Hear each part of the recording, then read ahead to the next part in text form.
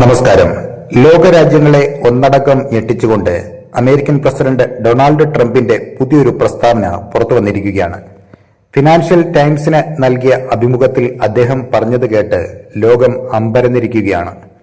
ഇറാന്റെ എണ്ണസമ്പത്ത് മുഴുവൻ അമേരിക്ക കൈക്കലാക്കണമെന്നും അതിനായി ഇറാന്റെ പ്രധാന എണ്ണക്കയറ്റുമതി കേന്ദ്രമായ കാർഗ് ഐലൻഡ് പിടിച്ചെടുക്കണമെന്നുമാണ് ട്രംപിന്റെ മുന്നറിയിപ്പ്.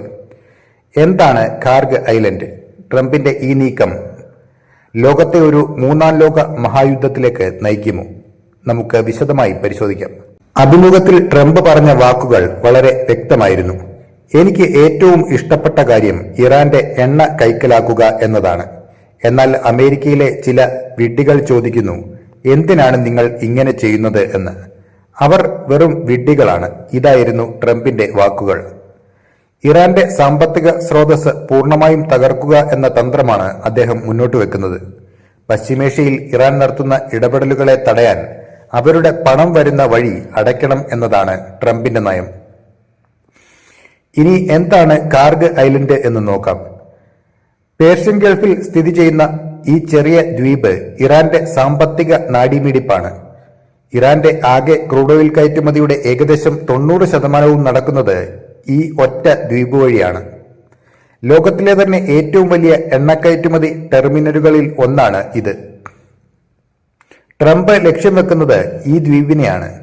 കാർഗ് ഐലൻഡ് അമേരിക്കയുടെ നിയന്ത്രണത്തിലായാൽ ഇറാന് പിന്നെ ലോക വിപണിയിലേക്ക് എണ്ണ വിൽക്കാൻ കഴിയില്ല.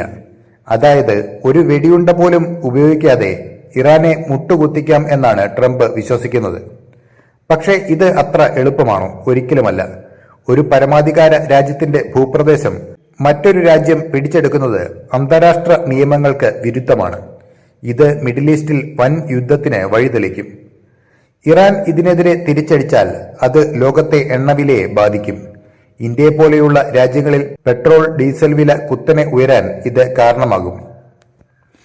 കൂടാതെ ചൈന ഉൾപ്പെടെയുള്ള ഇറാന്റെ പ്രധാന എണ്ണ ഉപഭോക്താക്കൾ ഇതിനെ എങ്ങനെ നേരിടും എന്നതും വലിയ ചോദ്യചിഹ്നമാണ്.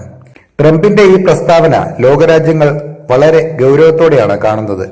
കാർഗ് ഐലൻഡ് പിടിച്ചെടുക്കാനുള്ള നീക്കം നടന്നാൽ അത് ലോകത്തെ എവിടെ എത്തിക്കും? നിങ്ങളുടെ അഭിപ്രായങ്ങൾ താഴെ കമന്റ് ചെയ്യുക.